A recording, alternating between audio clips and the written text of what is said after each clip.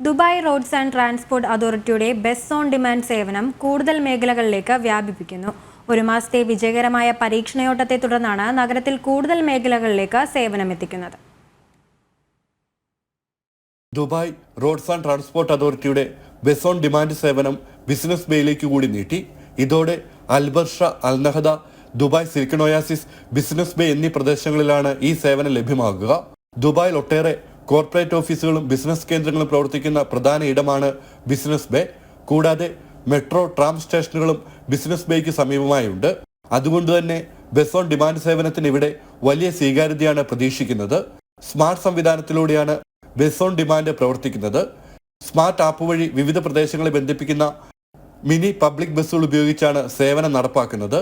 Apple store, Google play store എന്നിവയിൽ ലഭ്യമാകുന്ന Dubai bus on demand app വഴി സേവനം ലഭ്യമാണ്.